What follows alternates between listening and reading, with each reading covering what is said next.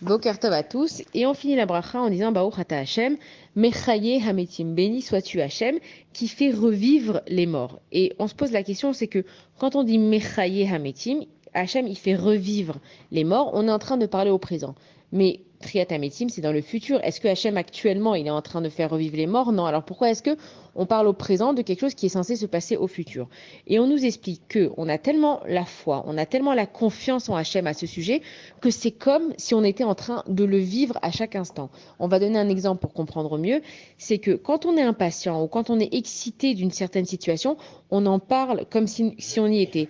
Par exemple, les petites filles, quand elles vont jouer à la mariée, quand elles vont jouer au papa et à la maman, c'est qu'elles savent très bien qu'elles ne sont pas mariées, elles savent très bien que ce n'est pas le jour de leur mariage.